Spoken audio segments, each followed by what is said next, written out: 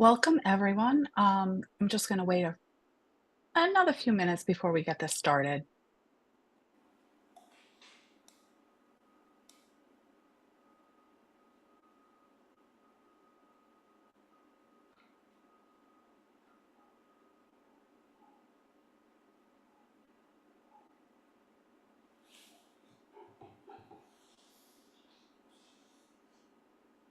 Okay, we are now live.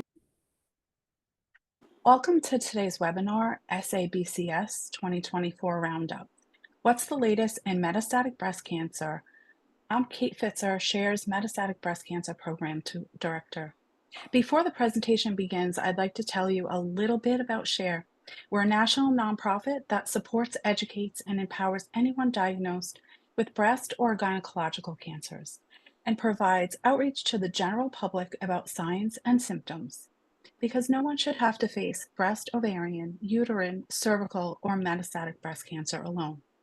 For more information about our upcoming webinars, support groups, podcasts, and our helplines, please visit our website at sharecancersupport.org. Now, I have a few housekeeping reminders for you. All participants will be muted during this presentation. Once Dr. Tripathy finishes presenting, we'll begin the Q&A discussion. Please submit any questions through the Q&A section at the bottom of your screen. And remember that the speaker cannot give specific medical advice, so please keep your questions general in nature. We also have closed captioning available. You can enable this feature by clicking the live transcript button at the bottom of the screen and selecting the subtitle option. Lastly, this webinar is being recorded. We'll share the recording in a few weeks with all registrants, and it will also be added to our website. Now I'd like to hand it over to Dr. Tripathy to introduce himself. The screen is yours. Hello, thank you, and good afternoon or good morning, depending on where you are. It's a pleasure to be here with you. My name is Debu Tripathy, and I'm the professor and chairman of the Department of Breast Medical Oncology at the MD Anderson Cancer Center. And I am involved both in research and in education, and it's really a pleasure to be here today to share some of the highlights from the San Antonio Breast Cancer Symposium, which is really the major and premier breast cancer meeting where a lot of the news first comes out.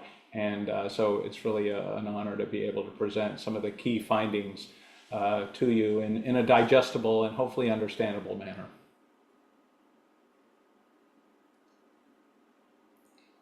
So I'll get started. Let me share my screen, and we'll go ahead and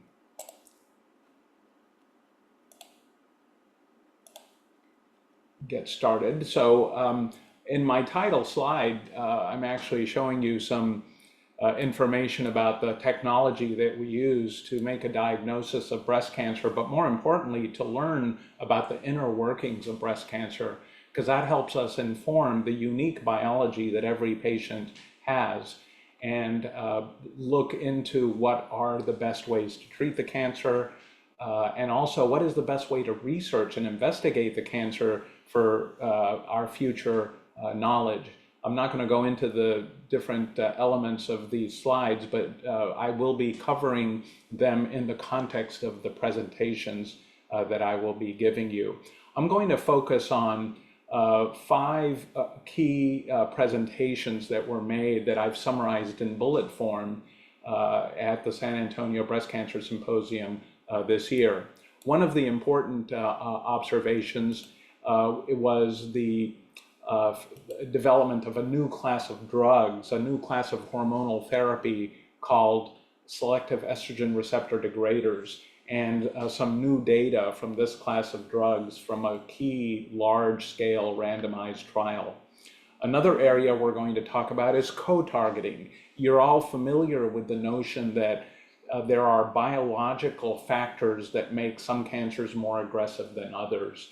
And some of the signaling pathways that cells use for their normal growth are hijacked in the cancer process. They're either augmented or distorted in a way that the cell grows out of control. And as we learn more about these pathways, both the normal versions of the pathways and the malignant versions, it allows us to develop tailored drugs. So you're going to hear about combining drugs to attack two pathways at once.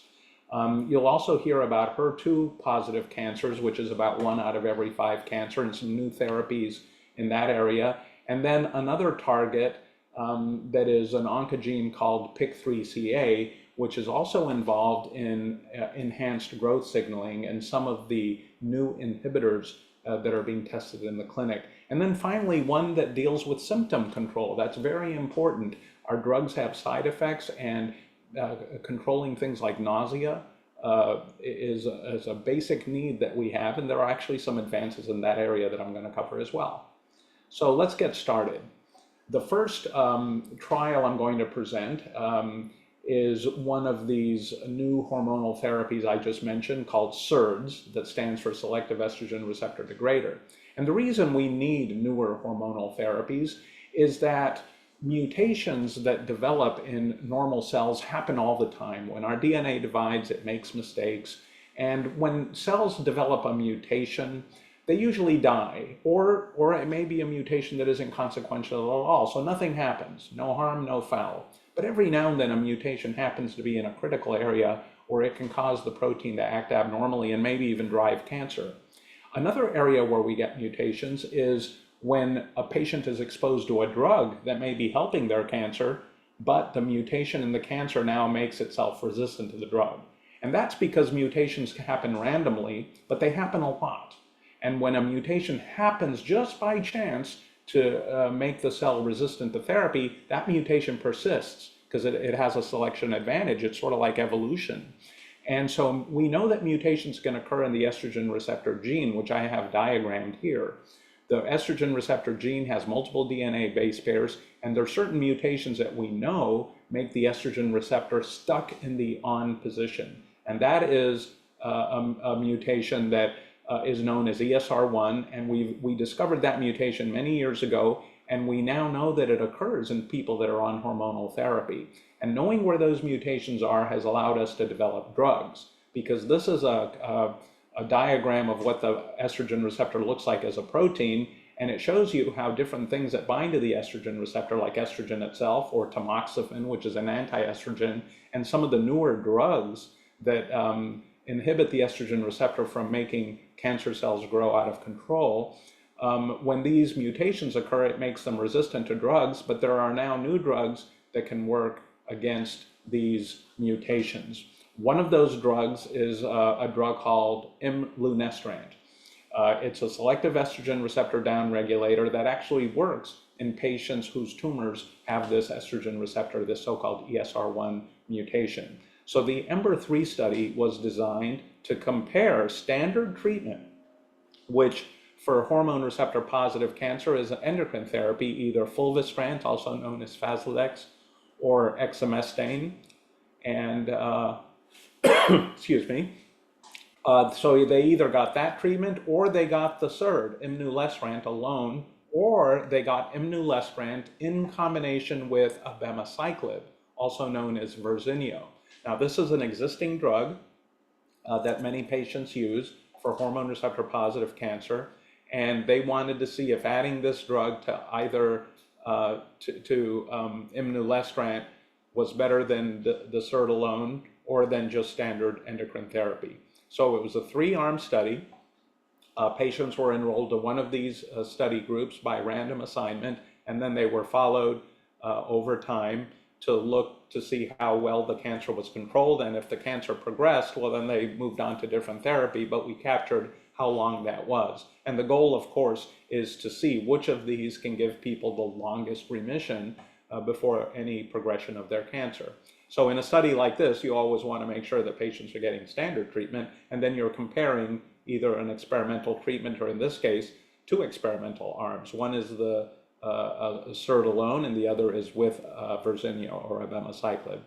And what this study showed is that this shows the number of patients that were enrolled. So you had 331 getting the new SERD, 330 getting standard endocrine therapy, and 213 getting the imlunestrant with the abemaciclib. And you can see that about half the patients had the ESR, their tumors had the ESR mutation, and a little under half of them had a very other common mutation called PI3 kinase mutation in a growth factor pathway that makes the cells grow more quickly. And what this study showed is that over time, the number of patients who progressed is shown in the blue line for patients that were on the imlunestrant, which is the new SERD, and in gray is the patients that were on standard endocrine therapy, either an aromatase inhibitor or Faslodex, fulvestrant. And you can see that those patients experienced more progression faster than the group that was on imlunestrant. So when we see these kinds of curves, this tells us that these patients are going longer before their cancer progress. About half of them have progression of their cancer by about 8 months or so on the imlunestrant, whereas only 25% on the standard. So this shows you that the imlunestrant is better.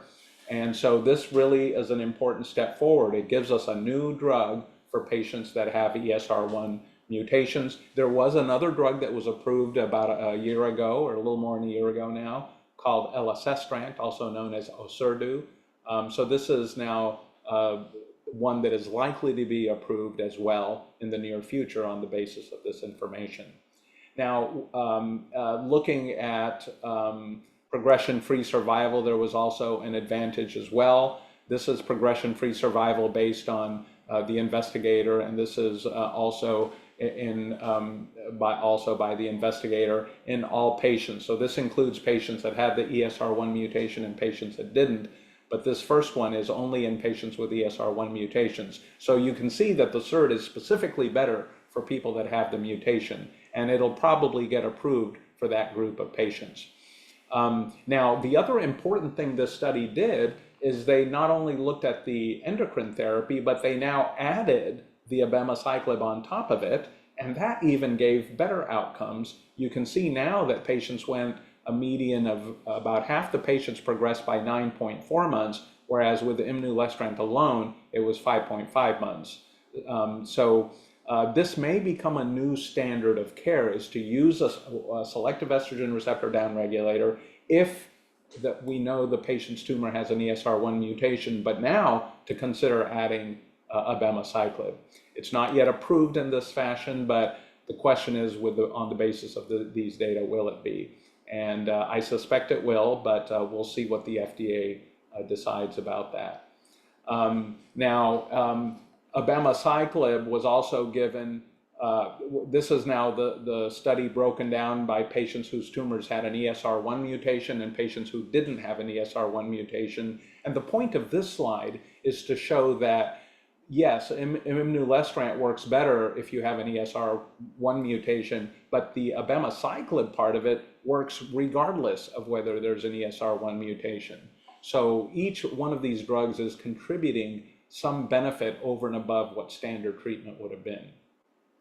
And this is just the same data, but with the investigator assessed progression-free survival as opposed to one that is centrally read. Patients can develop brain metastases over time. And one of the questions that we want to ask is the number of people who develop brain metastases over time influenced by the drug that they're getting? And it appears that it is. With the imlunestrant, you can see that over time, not many patients developed brain metastases, fortunately, 1.5%, but it was higher in the group of patients that was getting standard endocrine therapy, particularly in patients who had an ESR1 mutation. In patients whose tumors did not have an ESR1 mutation, there was a little bit of a difference, but not as great. Now, what about safety? Whenever we have a new drug, we want to see is what are the side effects, how well is it tolerated, because we have to look at that side of the equation as well. And this is a list of all the side effects that were seen in 10% or more of the patients. Fatigue, diarrhea, nausea, arthralgias. These are the more common side effects that people get.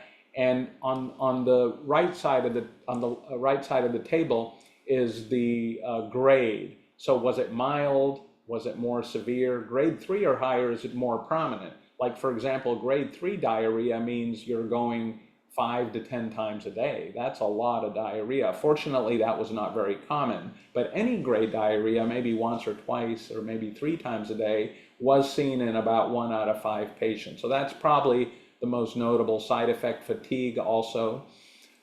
With standard of care hormonal therapy, you get that as well, fatigue and diarrhea. In fact, it's no different, but very little grade 3. So overall, maybe a little bit more in the way of side effects, but certainly more effective in controlling the cancer and progression of cancer, as you saw. So that was that study, and I think it was important because it's probably going to lead to the approval of this new drug that is called imlunestrant, that is a new hormonal drug that works in the 20 to 30 to 40% of patients who, over the time that they're getting hormonal therapy, develop this ESR1 mutation that makes them resistant to hormonal therapy. So let's now move on to the second study that I want to present. And this was a study that I was a part of, and it was designed to look at patients that had HER2 positive breast cancer and that were getting standard treatment. So metastatic HER2 positive breast cancer is a type of cancer that is very responsive to therapy, and patients can have very long remissions. And the current standard of care treatment for that type of cancer is the antibody Herceptin, which is an anti-HER2 antibody that's been around for over 20 years now, but in combination with chemotherapy. The chemotherapy is typically given over, say, 6 to 8 cycles along with the antibody, but after that, just the antibody, so to keep the side effects down. And this study was now comparing that treatment to adding palbociclib, also known as Ibrance. Palbociclib is a drug that we have used now for 10 years or more for patients that have hormone receptor positive and HER2 negative breast cancer. But it's only been tested to a small degree in patients with HER2 positive cancer. So that was really the purpose of this study, is to say, look, these patients have not only HER2 positive, but they also have hormone receptor positive cancers. Why not use a drug that's approved in regular HER2 negative hormone receptor positive cancer? And so that's what this study did. And the reason behind it is that HER2 and also HER3 drives a signaling pathway. It activates these proteins in the cell that ultimately leads to S phase. S phase is a phase of the cell cycle where the DNA is actively dividing and ultimately the cell itself divides. And cancer cells have a much higher percentage of the cells in S phase because the cancer cells are growing quickly. And if we can alter this pathway, we can control the growth of breast cancer. So cyclin-dependent kinase inhibitors were developed because of this effect on the cell cycle. And so that's the drug that now is being added to the Herceptin regimen. And this, because the Herceptin itself blocks this part of the pathway and the CDK inhibitor blocks this part of the pathway, so the two together may suppress growth more. And that's what was being tested in this study by dual blockade using both HER2 antibody, trastuzumab and pertuzumab, as well as brief exposure to chemo, and Ibrance or palbociclib. So when we combine these, do we get a benefit? So the way to test it in a randomized study was done in this study called the Patina study. It took patients who had advanced metastatic breast cancer that was both hormone receptor positive and HER2 positive, and they were treated with the standard treatment, which is trastuzumab plus pertuzumab. Both of these are HER2 antibodies, along with chemotherapy, either taxane like paclitaxel or docetaxel or vinorelbine. And they would get the chemo for about 6 to 8 cycles. Then after that, they just get the maintenance antibody. And at the point that they went on the maintenance antibody, they were randomly assigned to either continue with the standard endocrine therapy or receive endocrine therapy plus palbociclib or Ibrance. And they were followed until their cancer progressed. And the endpoint was how long did they go before their cancer progressed? So does the addition of palbociclib delay progression? Does it give that kind of a clinical benefit? So here are the data. And what you can see is that over time, this is called a Kaplan-Meier curve that sort of tells you how many patients are still doing well without progression. When they progress, there's a little tick mark here. So you can see that by 6 months, most of the patients are without progression, 90% plus. And then when you get out to 36 months, about half of the patients have progressed on the arm that contains the palbociclib, whereas more patients have progressed on the group that did not get it. So the upper curve here is doing better. They're going longer without progression. So it shows that there's a clear benefit of adding palbociclib to the anti-HER2 therapy, which is the two antibodies, trastuzumab or Herceptin plus pertuzumab or Perjeta. And in the group that was only getting the HER2 blockade, the time to progression was shorter. It was 29 months on average, whereas it was 44 months in the group that got the palbociclib. So this brings a totally new therapy to patients that have both HER2 positive and estrogen receptor positive cancers. In the past, they just got chemotherapy and Herceptin Perjeta. Now we're going to be adding palbociclib or Ibrance on the basis of this study. We don't know yet. The FDA has to look at the data. We have to make sure that all the data from this trial is available, including safety issues, and that we and then it'll be approved depending on that.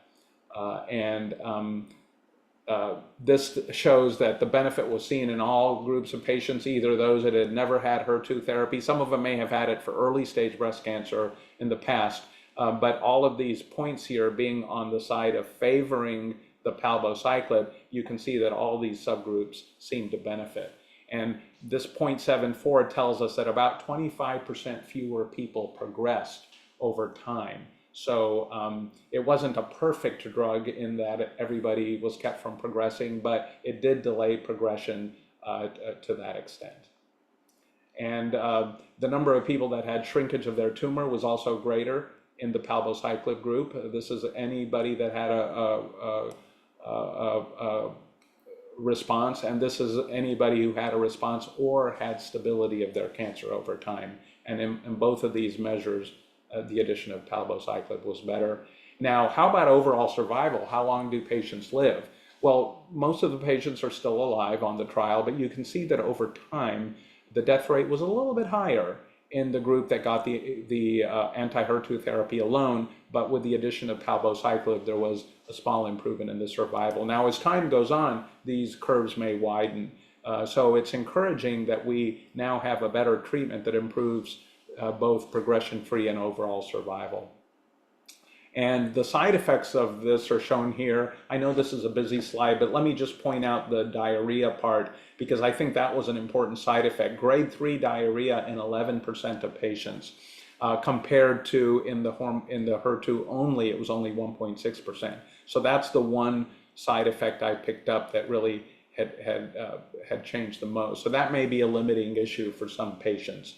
And so we'll see as it gets into a broader population how people do, but we know from the trial that it is an issue. So I highlighted that. So this shows that there's a strong scientific rationale for targeting both pathways in patients who have both HER2 positive and endocrine therapy and endocrine receptor or hormone receptor positive cancer by adding CDK4/6 inhibition, in this case using the drug palbociclib, that showed a significant improvement in progression-free survival and had manageable toxicity, although I did mention the diarrhea as being an important one. So this showed a clear improvement in progression-free survival, and we'll see if it ultimately gets approved as a new treatment for patients. I suspect it will, and so that's why I chose this one to present. Okay. Now I'm moving to another trial with HER2 positive cancer, and this was a study that was done in China. And the Chinese government has led a very ambitious drug program. They have a lot of new drugs. They have a growing clinical trials effort going on in China. And this was one of the drugs that they developed called pyrotinib, which is a tyrosine kinase inhibitor. It's a form of pathway blockade and this particular drug works in the HER2 signaling pathway. And there are some drugs used in this country like neratinib and tucatinib that are in the same class of drug. And what they were trying to do in this study is see if this drug, pyrotinib, could improve what we see with trastuzumab and docetaxel alone. So trastuzumab is also known as Herceptin, the HER2 antibody. Docetaxel is known as Taxotere, which is a chemotherapy. And this is a common pairing, trastuzumab and docetaxel. We use it here as well for patients with HER2 breast cancer. In fact, they used it in the last study that I showed. But now they're comparing that alone or adding the kinase inhibitor pyrotinib. So pyrotinib is a small molecule that looks like this, and it binds the HER2 receptor, and it turns off the signaling system. So basically the amount of signaling goes down, and the effects of HER2, which is mostly growth, is abated as well. And when you combine it with HER2 antibodies, you actually get an additive effect. So they wanted to combine these drugs and see how patients did. So the PHILA study was a randomized multi-center study conducted in 40 centers, so a large number of patients enrolled on this study. And these are patients who had HER2 positive metastatic breast cancer. This was their first line of therapy, so they hadn't had any treatment before. They had measurable disease, and they had they were in good health, had good organ function, and they were randomized to either receive Herceptin, trastuzumab with pyrotinib and chemo, Taxotere, docetaxel, or placebo and trastuzumab and docetaxel. So they were essentially comparing with or without pyrotinib. And they were looking at progression-free survival as the primary endpoint. And this is the same type of curve you saw in the other study, how long patients go before they progress. And you can see fewer progressions in the group of patients that got the pyrotinib, shown in blue, and more progression over time in the group that just got the antibody trastuzumab along with chemo. The chemo, again, typically given for 6 to 8 cycles, and then after that, it's just the antibody alone, just to minimize the side effects. But here we see an impact of adding this drug. So I think this is a notable finding. You can see that this benefit was seen in all patients. Anything to the left of this dotted line means that there's a benefit in that subgroup of patients. So they're just looking at subgroups of patients based on age, over and under 65, hormone receptor positive versus negative. And you can see that in all of these categories, there was a benefit of adding this kinase inhibitor pyrotinib to antibody therapy. And you can see here in subgroup analysis, patients who had had prior therapy for early stage breast cancer also did better with the pyrotinib, shown in blue, and people who had never had trastuzumab did a little bit better as well with the pyrotinib. And patients who had recurred after 12 months or more versus less than 12 months, also in either group, there was a benefit seen. Patients generally have a little bit of an outcome if the treatment-free interval is longer. And survival, overall survival, also was better with the use of pyrotinib. You can see that over time, fewer patients succumb to their disease when pyrotinib was added. So this again is probably something that's going to affect practice. I think we can expect that we may be routinely using this class of drugs, although it does have a lot of side effects as shown here. The biggest side effect from these drugs is diarrhea and skin rash. And you can see here that grade 3 diarrhea was quite common in the pyrotinib group. Almost half the patients had grade 3 diarrhea, whereas only 4% of them had it with the antibody alone. So that is another big downside of this therapy because it does cause a lot of diarrhea, and it perhaps could be managed better than it was in this trial, but all of these patients did get antidiarrheal therapy if they needed it. Okay, now I'm going to move to a different pathway that is important to target. You might recall that I spoke about the PIK3CA mutation. This is another growth factor signaling pathway, and this mutation is in that part of the pathway and essentially greases the pathway. It makes the pathway more active. And about 40% of hormone receptor positive cancers have this PIK3CA mutation. And so there's a lot of interest in developing drugs that specifically target this mutation. Now, we already have some drugs that are approved for this mutation. There's a drug called alpelisib, also known as Piqray. And more recently, there's another drug called capivasertib, also known as Truqap, that can block this pathway. But it also blocks the normal version of this pathway, so it causes a lot of side effects like fatigue and diarrhea and skin rash. And it turns out that insulin signals through that same pathway, so it can cause high blood sugars. Now, this drug, RLI-2608, is one of the first drugs that only works against a mutated version of PIK3CA, but not the normal version. So that really alleviates a lot of the side effects and focuses the activity on cancer cells that have the mutated version, because normal cells don't. And there's one particular mutation called H1047R that is a target of the RLY-2608. And so patients that have that mutation are the ones that were treated on these studies. And this PI3 kinase inhibitor binds specifically where the mutation is. This ribbony figure is a protein. Proteins have different peptides that join together. And these regions of the protein is where the mutations are, and they make the pathway, the enzymatic activity of the pathway is augmented. So the signaling through that pathway is greater. So the drugs that fit into that pocket can specifically inhibit only the mutated version, diminishing side effects and potentially making the drug more effective. So this was really the first trial to look at this drug. They took patients who were known to have PIK3CA mutations in their tumor, and they got the drug RLY-2608 plus fulvestrant.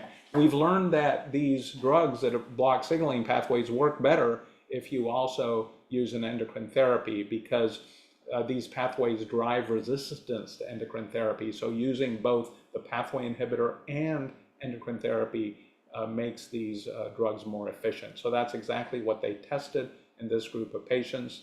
And they enrolled 118 patients that got the combination of RLY plus fulvestrant. And this is what they saw. This was the size of the decrease in the size of the tumor, okay? So this line here is 30%. So it means that each bar is an individual patient. So this patient, for example, that's where the white arrow is, had a 30% reduction in the tumor. The patients all the way on the right side had like 90 to 100% reduction of the tumor. And there's some patients that had no reduction, a couple of patients that didn't respond at all, their tumor actually grew. So this is known as a waterfall plot, and it sort of gives you a visual overview as to how many patients responded. And on the lower part, they're just talking about patients who had had prior fulvestrant or not. So they're just giving you a little more information about the patients that are on these bars. But the bottom line is they saw a lot of activity. You can see that about half of the patients actually had a response. They also had a decline in circulating tumor DNA, which is what this is measuring. And this is probably going to be a way that we measure responses in the future. Instead of measuring things on scans, we're just going to be looking at the DNA that comes from the tumor, and we'll be measuring that. And you can see that for both PIK3CA and ESR, different elements of the DNA, that they were both reduced very nicely. And the duration of the response, this tells you how long each of these horizontal lines is a patient. This patient went 24 months with a response. These patients are still on treatment. All the ones that have a little an arrow at the end of it are still on treatment. So they're still getting treatment. The ones that have progressed and are off treatment are the ones with the orange circles. So you can see that some patients progressed early, but some patients have gone a long way, and many of these patients are still on treatment, so we don't know how long they're going to go before they progress. And you can see the median progression-free survival is about 11 months. So on average, patients had control of their cancer for that period of time. And of course, what we're hoping is that as we develop drugs, this number is going to dial up and up and up. We were already seeing that with the CDK inhibitors and with some of the newer drugs. And, of course, this is what we want to see. We may not be able to cure patients, but if we can have them living a normal life for increasingly longer periods of time with drugs that have fewer side effects, that's exactly where we want to be. Now, there are side effects from this drug, so we still need some refinements. I mentioned high blood sugars. This still causes high blood sugars, although not as much as some of the older drugs that more indiscriminately block that pathway. Now, I'm going to go to the last study that I want to present, and this one is in the area of symptom management. Chemotherapy is an important part of many therapies. Even the biological therapies, many of them are being combined with chemotherapy to make them more effective. And chemotherapy is seen as a poison by our body, which is why it induces nausea. Your body is trying to get rid of it. And so nausea is a very common side effect of chemotherapy. And we now know some of the pathways in the brain that are involved in causing nausea, and we can block some of those with some of the newer anti-nausea drugs. So the commonly used ones are the 5-HT3 inhibitors, like Zofran. Many of you might have heard of that drug, or NK1 inhibitors like Emend. Those are used to control vomiting and nausea. And so pretty much anyone that's getting a powerful chemotherapy is going to get these drugs. But sometimes people get what is called sort of refractory nausea that is more chronic, even with these drugs. So we use these other drugs, prochlorperazine, also known as compazine, and then this drug that we've been using more recently called olanzapine, which is initially developed as a seizure medication. And but it turns out that it's also good for nausea. So it's now recommended in some of the guidelines, but we don't know if it works for that more sort of indolent, nagging nausea that sort of persists after several days. So that's what they were trying to sort out. They tried the old drug, compazine, and they compared it to olanzapine for patients getting chemotherapy who had refractory nausea despite getting the standard of care anti-nausea medicines. And then they looked and measured the amount of nausea that they had based on the patient's ratings.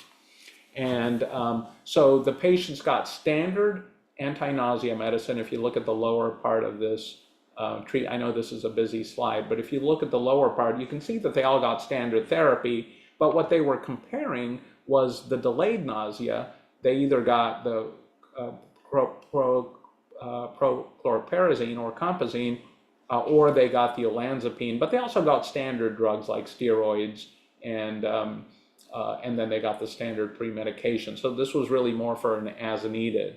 And basically what they found is that the number of people, the average nausea score that people got was clearly best controlled with the olanzapine. So the longer the bar, the better the nausea control was. And compazine was not as good, and of course not getting anything. Of course they all got the nausea medicines at the beginning, but not getting anything later on was the worst. So this tells us that olanzapine probably is the best of the options for us to use. And this is important because, many of us sort of already know this, but insurance companies don't want to pay for the more expensive drug. And so having this kind of evidence is important, not only for us to know when to use it, but for us to convince our partners in the insurance world that this is really something that's worth covering, and this is the kind of data that we need to generate, and that they of course will respect and honor. So this is an important study for that reason. And you can see that over time the nausea control was better too. This is looking at other indices like energy level, nausea, fatigue, and other things, and these were also improved with the use of olanzapine. So the overall quality of life was maximized with the use of olanzapine. So both of these drugs work, but olanzapine has a superior efficacy using this phase 3 randomized controlled clinical trial. And this was enrolled through a special network called NCORE, which is a group of investigators throughout the country, and mostly in underserved areas. So we aim to get a more diverse population in clinical trials through the NCORE group. And so that's another rewarding thing about the study, is that we included a more diverse group of patients. So with that, I will end my presentation. And I'm going to open things up for questions and answers that you all may have. Thank you for your attention. you, Dr. Tripathy. So yeah, we're going to start the Q&A, and please submit all your questions in the Q&A section at the bottom of your screen. We will try to get through all of the questions, but we may not be able to due to time constraints. And remember to please keep your questions general in nature. I'm going to head over to the submitted questions that we received before the webinar. So you talked about the patina trial. If I remember correctly, it was a phase 3. Mhm. And the medication that they looked at is approved. So can you talk about how that could impact patients currently in treatment now? Yes, thank you. That's an important point to make. This drug is already approved, so we know it's safe, but we don't know if it's safe when you give it with other drugs, particularly when you give it with Herceptin. So that's what this trial was looking at, because we generally don't use drugs unless they're approved in combination with other drugs that we want to use them in. And so the scientific rationale for adding these two drugs and using them together was clearly there. We know that these patients have both estrogen receptor and HER2 driving their cancer. So we want to block both those pathways.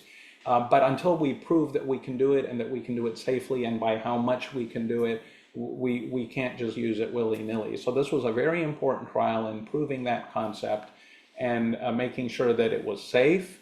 And it did have side effects, and now we know what those are. But we clearly know that it's more effective. And the question is, does the benefit outweigh the risk? In my opinion, it does, because patients clearly not only had longer progression-free survival, but longer overall survival. And yes, there was some diarrhea, but it was manageable. And of course, you can always stop a drug if it's causing a lot of side effects. But it did show that blocking both of those pathways is effective. And it affects a lot of people, because of all the HER2 positive metastatic breast cancer cases, half of them are hormone receptor positive also. So it's a large number of patients that could benefit from this therapy.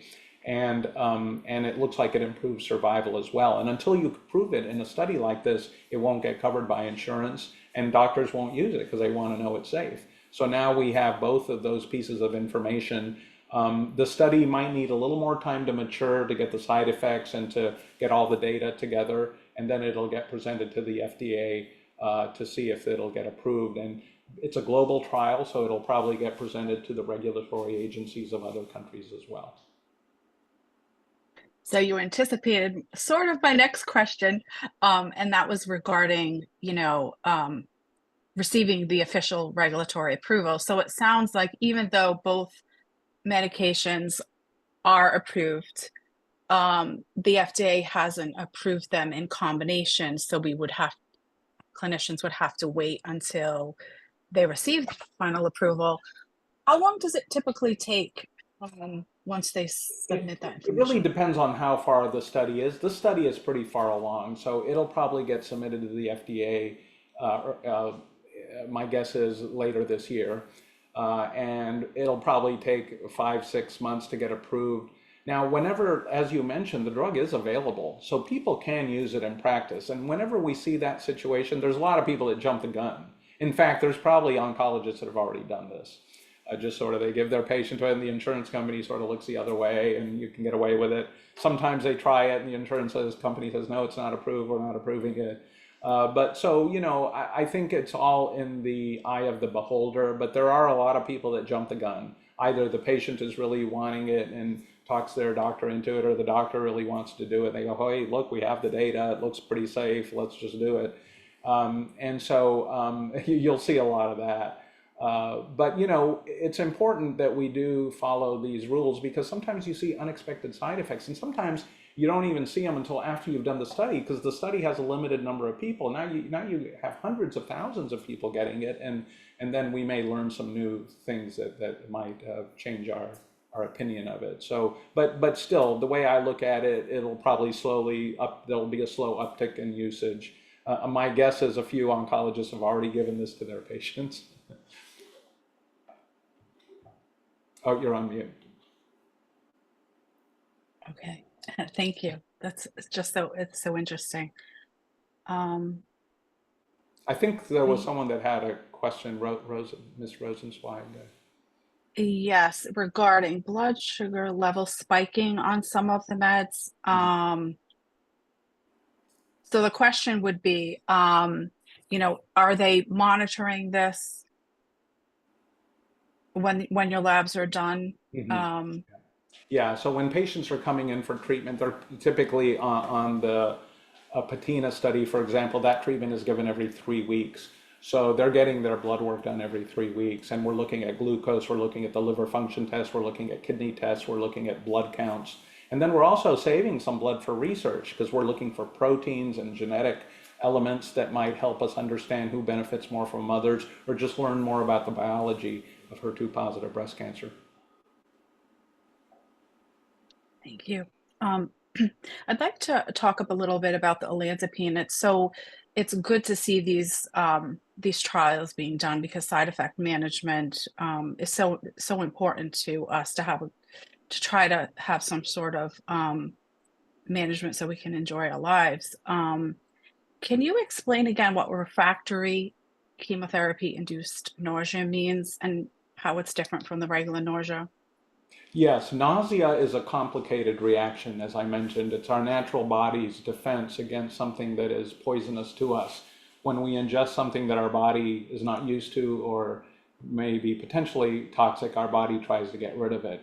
Nausea comes in several phases. There's the more acute nausea that is mediated through a part of the brain that has some nerves called the emetogenic center where that controls nausea. And that's the first alarm wave. It's usually a very acute, rapid on. It's the kind of thing people get when they're in the infusion chair and get sudden nausea.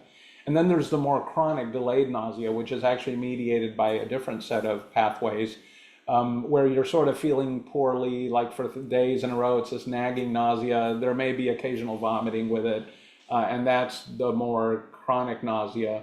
And it can also be the refractory nausea. In other words, you got a nausea medicine and it worked for a while, but it's not working perfectly well, so you're breaking through now.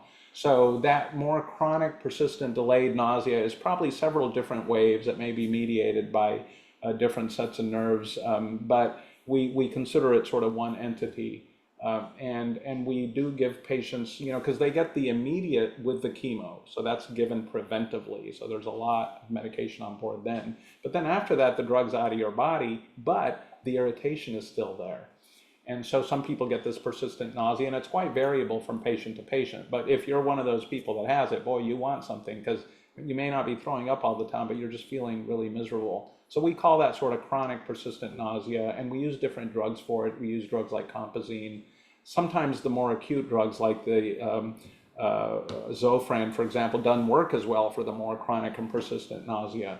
And so olanzapine was a drug that was just tried. It was really a seizure medication. It was found to be helpful maybe 10 years ago or so. So we started using it more. It was tested in a acute emesis, and it definitely helps, but no one had tested it in the more chronic nausea that you get out back.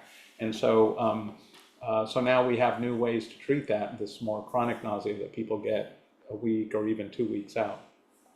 Okay, great. Now do you use olanzapine? Does it matter what type of treatment you're on? What type of chemo? Is it just if you have this type of nausea that persists, you should Yes, maybe yes. consider trying the olanzapine? Yes, absolutely. There are some chemotherapies that we know just from experience where the rate of nausea is so high that we just give it automatically. But there's other people that get drugs that maybe don't normally cause nausea, but they just happen to be more sensitive. So we have to adapt our treatment to them and use the drugs as needed. So yes, there are certain drugs that are considered highly emetogenic, highly nausea producing, and those have to be all treated up front. But there's a few people that react to drugs that are not known to cause nausea, but for that particular person, it is causing nausea. So we now essentially have more tools and know when to use them.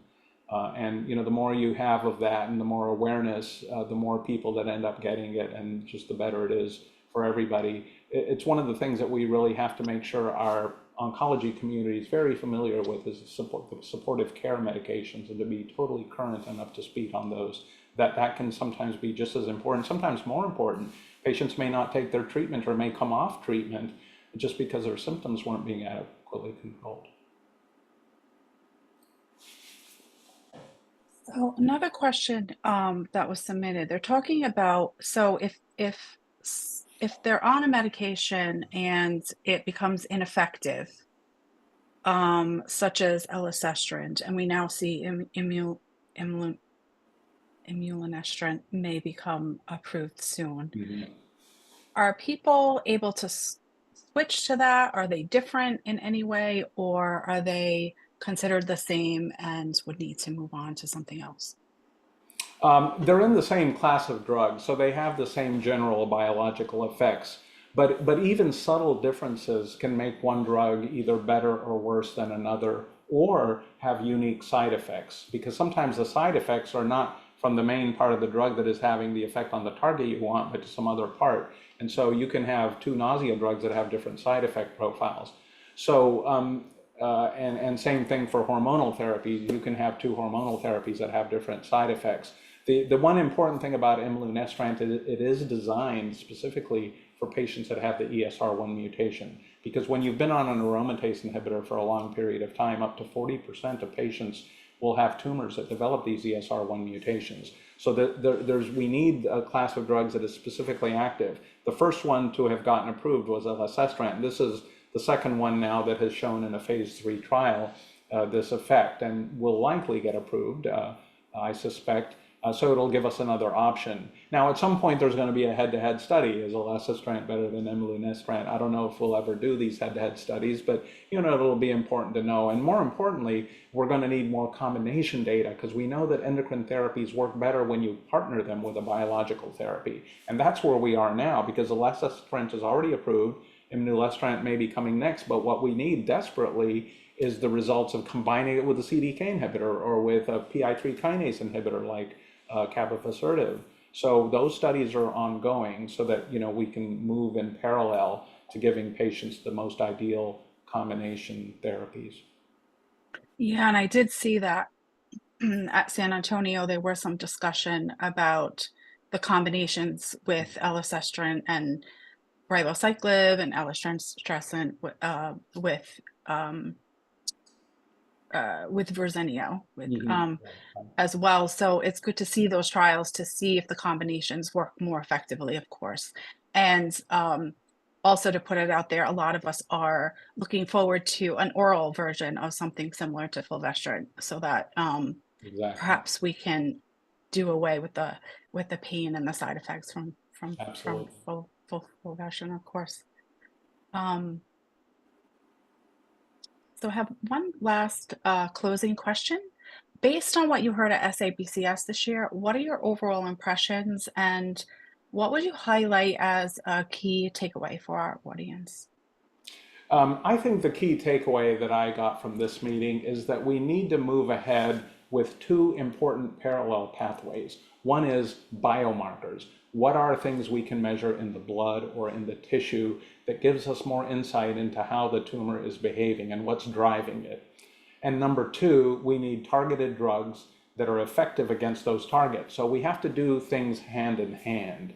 And all of the trials that we're seeing now have built-in correlative studies. So they're not just treating the patient, but they're also getting blood samples, they're getting tumor samples, they're analyzing the DNA, the RNA, the protein, and we're getting a big picture. And now we have the tools to look at all this data. There was a time a few years ago where we were getting all this DNA sequencing data. We couldn't analyze it all. It was just too complicated. But now we have supercomputers. We have artificial intelligence. We have machine learning. We have a lot of tools that help us with this vast amount of information to make some sense of it all. So we're entering that era of AI and biotech and targeted drugs all working together. So it's an exciting time because it accelerates the time frame in which we can make these discoveries and the effectiveness of these drugs and the safety monitoring. There's a lot of data on patient-related outcomes. If a patient just reports their symptoms, they actually live longer. So 2 studies have shown that now, patient-related outcomes, you taking them versus not. And that probably is related to the fact that the patient, it's a safety net. They're sending their symptoms in, they're getting them treated. They're staying on their therapies better, and so we're getting sort of help from many dimensions of the field that are now coming together. The biology, the biotechnology, the patient factors. And of course the funding, I hate to say it, but money drives a lot of things. When I started as an oncologist, there was very little investment in the cancer world. There were very few drug companies. There were, none of the startup companies didn't exist. And now it's become the most active area. And so that bodes well for patients. And of course we need it because cancer is common, it's becoming more common. And as we treat cancers, they become more aggressive. So we have to not only, we're victims of our own success, we have to not only figure out how to treat the cancers, but then how to deal with the resistance and understand the resistance mechanisms and essentially stay a step ahead of it. Thank you so much. Thank you so much, Dr. Tripathy, for your thoughtful and thorough answers to these many questions. And thank you to everyone who joined us.